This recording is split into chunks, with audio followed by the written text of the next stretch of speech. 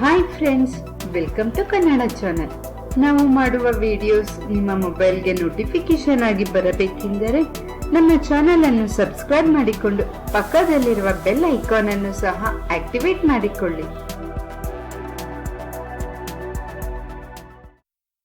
ವಾತಾವರಣದಲ್ಲಿ ಮಾಲಿನ್ಯ ಹೆಚ್ಚಾಗಿದೆ. ಸ್ಮೋಕರ್ಸ್ ಮಾತ್ರವಲ್ಲದೆ ಇತರರಿಗೂ ಸಹ ಶ್ವಾಸಕೋಶಕ್ಕೆ ಸಂಬಂಧಿಸಿದ ರೋಗಗಳು ಬರುತ್ತಿದೆ. ಹೊಗೆ ಧೂಳಿನಲ್ಲಿ ಕೆಲಸ ಮಾಡುವವರಲ್ಲಿ ಈ ಸಮಸ್ಯೆ ಇನ್ನೂ ಅಧಿಕವಾಗಿದೆ. ಇದರಿಂದ ಆಗಾಗ ನಮ್ಮ ಶ್ವಾಸಕೋಶವನ್ನು ಸ್ವಚ್ಛವಾಗಿಟ್ಟುಕೊಳ್ಳುವ ಪರಿಸ್ಥಿತಿ ಬಂದಿದೆ. ಈಗ ನಾವು ಹೇಳುವ ಈ ಕಷಾಯವನ್ನು ಕುಡಿದರೆ ಶ್ವಾಸಕೋಶವನ್ನು ಪರಿಣಾಮಕಾರಿಯಾಗಿ ಸ್ವಚ್ಛಗೊಳಿಸಿಕೊಳ್ಳಬಹುದು. ಇದರಿಂದ ಅನಾರೋಗ್ಯ ಸಮಸ್ಯೆಗಳಿಂದ ಸಹ ದೂರವಿರಬಹುದು.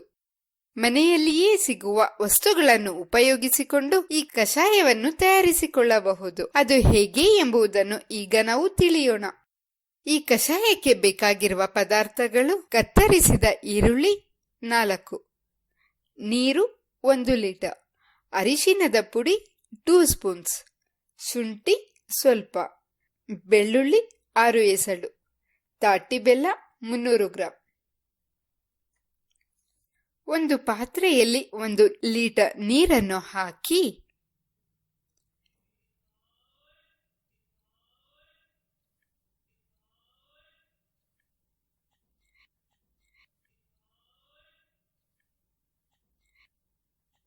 ಇದಕ್ಕೆ 2 ಸ್ಪೂನ್ಸ್ ಅರಿಶಿನದ ಪುಡಿ,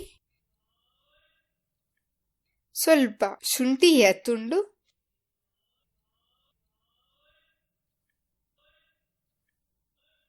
ಆರು ಎಸಳು ಬೆಳ್ಳುಳ್ಳಿ,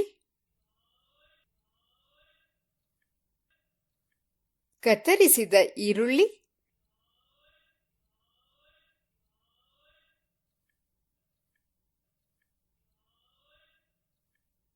ಮುನ್ನೂರು ಗ್ರಾಂ ತಾಟಿ ಬೆಲ್ಲವನ್ನು ಹಾಕಿ ಚೆನ್ನಾಗಿ ಕುದಿಸಬೇಕು.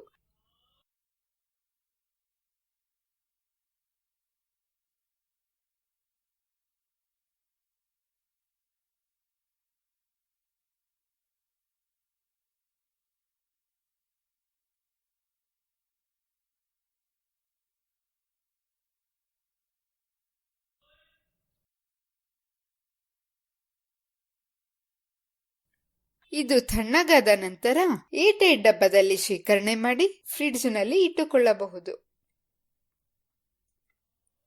ಈ ಕಷಾಯವನ್ನು ಖಾಲಿ ಹೊಟ್ಟೆಯಲ್ಲಿ ಮತ್ತು ರಾತ್ರಿ ಊಟ ಆದ 2 ಗಂಟೆಯ ನಂತರ ಸೇವಿಸಬೇಕು. ಹಾಗೆಯೇ 15 ನಿಮಿಷಗಳ ಕಾಲ ವ್ಯಾಯಾಮವನ್ನು ಮಾಡಬೇಕು. ಸ್ನಾನ ಮಾಡುವಾಗ ತಣ್ಣೀರು ಬದಲಿಗೆ ಬಿಸಿ ನೀರನ್ನು ಉಪಯೋಗಿಸಬೇಕು. ಏಕೆಂದರೆ ಬೆವರಿನಿಂದ ಟಾಕ್ಸಿಕ್ ಹೊರಹೋಗಿ ಶ್ವಾಸಕೋಶ ಸ್ವಚ್ಛವಾಗುತ್ತದೆ. ಇದರ ಜೊತೆ ಕ್ಯಾರೆಟ್, ಅನಾನಸ್, ದ್ರಾಕ್ಷಿ ಹಣ್ಣಿನ ಜ್ಯೂಸ್ಗಳನ್ನು ವಾರದಲ್ಲಿ 2 ರಿಂದ 3 ಬಾರಿ ಸೇವಿಸುವುದರಿಂದ ನಿಮ್ಮ ಶ್ವಾಸಕೋಶವನ್ನು ಸ್ವಚ್ಛವಾಗಿಟ್ಟುಕೊಳ್ಳಬಹುದು. ನಮ್ಮ ಅಡುಗೆ ಮನೆಯನ್ನೇ ಔಷಧಿಯಾಗಿ ಬದಲಾಯಿಸಿಕೊಂಡು ನಮ್ಮ ದೇಹದಲ್ಲಿ ಸಂಭವಿಸುವ ಅನೇಕ ಆರೋಗ್ಯ ಸಮಸ್ಯೆಗಳನ್ನು ಹೇಗೆ ಗುಣಪಡಿಸಿಕೊಳ್ಳಬಹುದೆಂದು ಹೇಳುವುದೇ ನಮ್ಮ ಪ್ರಯತ್ನ. ಆದ್ದರಿಂದ ನಮ್ಮ ವಿಡಿಯೋಸ್ಗಳನ್ನು ಮಿಸ್ ಮಾಡದೆ ನೋಡಬೇಕೆಂದರೆ ತಪ್ಪದೆ ನಮ್ಮ ಕನ್ನಡ ಚಾನೆಲ್ ಅನ್ನು ಸಬ್ಸ್ಕ್ರೈಬ್ ಮಾಡಿಕೊಳ್ಳಿ.